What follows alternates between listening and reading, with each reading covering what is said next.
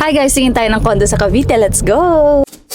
Joys to the world! Andito na tayo guys sa Garden City. Welcome to your ultimate urban paradise. And binasa ko lang. Ayan. Ay.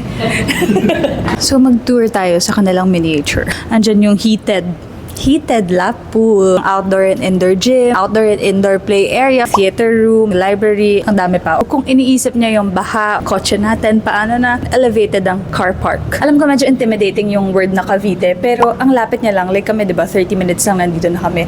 Also, if kailangan niyo makarating sa Manila, yung LRT line, Zapote line, andyan, diba? Meron din silang free shuttle service from the condo to the LRT station. So tara at umakyat tayo sa showroom. Meron silang flexible payment terms dahil accredited sila ng Pag-ibig, and also cheaper sila than the other developers around the area. So check na natin ang mga unit. Tayo ngayon guys sa studio unit nila. Diba, usually maliliit lang yung mga studio units. Ito 30 square meters and up. Yung iba may mas malalaki pa.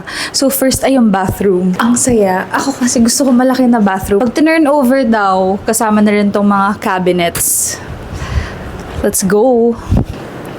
Ang laki. Alam niyo kung ano pa yung super nagandahan ako at na-amaze ako. Ito, may balcony. Labas tayo kahit umuulan. Kung gusto mo mag-muni-muni, ang laki, 'di ba? Next.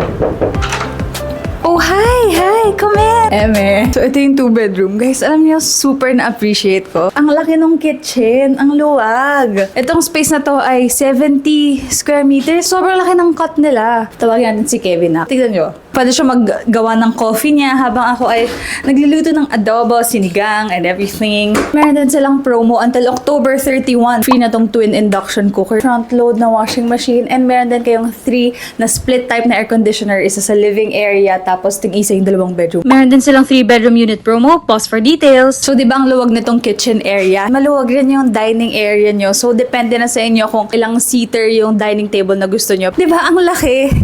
For a 2-bedroom condo unit, may hallway ka pa. Okay lang ba yun? Yung first bedroom, ayan, very basic. So, kung may kids kayo, gusto nyo ng baby room or office room. Before sa second room, meron tayong bathroom. 2 toilet and bath ang nandito sa 2-bedroom space. This is the master's bedroom. Nandito yung bed nyo. So, meron din kayong malaking space para maglagay ng cabinets here. So, depende na kung anong klaseng cabinet yung gusto nyo ilagay. Of course, ang ating bathroom. Bintang-benta sa kanya itong 2 yung CR. Isa pang selling point kay Kevin. Ang taas ng ceiling. So, hindi siya parang, ganun. Hindi nakaka-claustro. So, if naghahanap kayo ng condo unit and you're a family at iniisip nyo baka hindi kayo kasya, kasyang-kasya kayo dito kahit yung 2-bedroom pa lang. Joys to the world!